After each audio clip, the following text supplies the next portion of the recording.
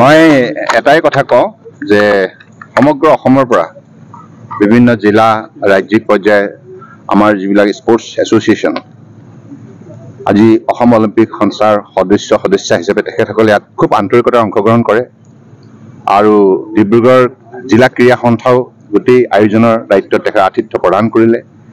মই সকলোকে আন্তৰিকতাৰে ধন্যবাদ জনাইছোঁ। খুব শান্তিপূৰ্ণভাৱে গোটেই কামবিলাক মৰ্যাদা সহকাৰে সম্পূৰ্ণ হ'ল। গতিকে আগন্তুক দিনত এতিয়া ৰিটাৰ্ণিং অফিচাৰে নিৰ্বাচনী বিষয়াই এনাউন্সমেণ্ট কৰাৰ পাছত পৰৱৰ্তী সময়ত আমি নিশ্চিতভাৱে আমাৰ লক্ষ্য এটাই যে অসমৰ বুকুত খেল জগতখনক আমি শক্তিশালী ৰূপত গঢ় দিয়া।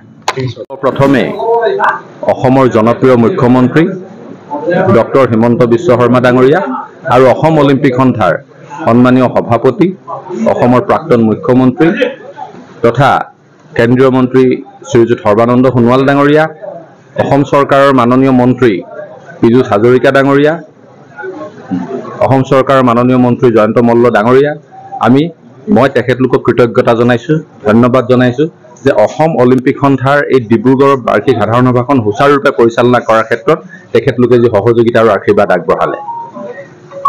মই কৃতজ্ঞতা জনাইছোঁ ডিব্ৰুগড় জিলা ক্ৰীড়া সন্থাক এখন সৰ্বাংগ সুন্দৰ বাৰ্ষিক সাধাৰণ সভা ইয়াত তেওঁলোকে আমাৰ আতিথ্যৰে ইয়াত অনুষ্ঠিত কৰি 200গৰাকী প্ৰতিনিধিক যোৱা 48 ঘণ্টা ধৰি তেওঁলোকে যি আতিথ্য প্ৰদান কৰিলে আমি অসম অলিম্পিক সন্থা ডিব্ৰুগড় জিলা ক্ৰীড়া সন্থাৰ ওচৰত সদায় কৃতজ্ঞ হৈ ৰম।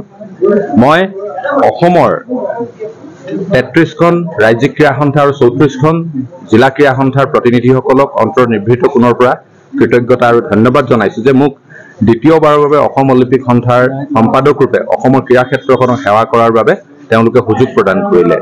ইয়াৰ লগতে অসম অলিম্পিক সন্থাৰ অন্যান্য পদত নিৰ্বাচিত হোৱা মই সন্মানীয় প্ৰতিনিধি সদস্যক মই অভিনন্দন জনাইছোঁ আৰু অসম অলিম্পিক সন্থাই অনাগত দিনত বিশেষকৈ ভাৰতৰ প্ৰধানমন্ত্ৰী নৰেন্দ্ৰ মোদী ডাঙৰীয়াই 2036ত ভাৰতবৰ্ষই যি অলিম্পিক অনুষ্ঠিত কৰাৰ এক মনস্থ কৰিছে তাৰ প্ৰতি লক্ষ্য ৰাখি অহা 12টা বছৰ অসম অলিম্পিক সন্থাৰ এটা ৰোডমেপ থাকিব কি ধৰণে ভাৰতত অনুষ্ঠিত হ'ব লগা অলিম্পিক গেমছত আমি অসমে অধিক সংখ্যক অলিম্পিয়ান সৃষ্টি কৰিব পাৰোঁ। তাৰ বাবে অনাগত দিনত অসম অলিম্পিক সন্থাৰ প্ৰত্যেকগৰাকী কৰ্মকৰ্তাই অহৰহ কাম কৰিব। যিখন ভোটদান প্ৰক্ৰিয়া হ'ল সেই ভোটদান প্ৰক্ৰিয়া কেনেধৰণে হ'ল আৰু কিমানজনে ভোটাধিকাৰ সাব্যস্ত কৰিছিলে যিহেতু আমি বাহিৰত বিভিন্ন কথা এই বিষয়খিনিৰ ওপৰত আপোনালোকক আমাৰ নিৰ্বাচনী বিষয়ে অৱগত কৰিব। কিন্তু আমি এটাই কথাই ক'ব পাৰোঁ যে অসম অলিম্পিক সন্থা আমি এটা পৰিয়াল।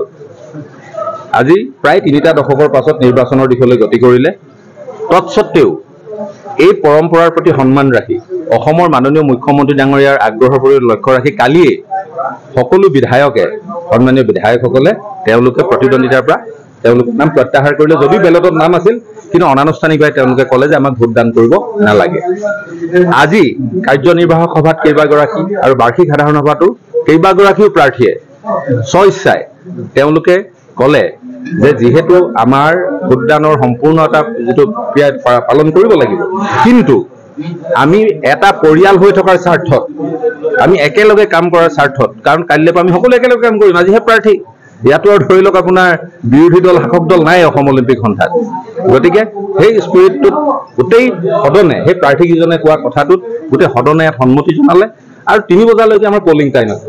3 বজালৈকে যিকেইগৰাকী সন্মানীয় প্ৰতিনিধিয়ে ভোট দিলে তাৰ পাছত আমাৰ নিৰ্বাচনী বিষয়াই বাৰম্বাৰ এনাউন্সমেণ্ট দিলে, আমাৰ টাইমো এক্সটেণ্ড কৰিলে যে আৰু যদি কোনোবাই ভোটদান কৰে তেওঁলোকে কৰিব পাৰে।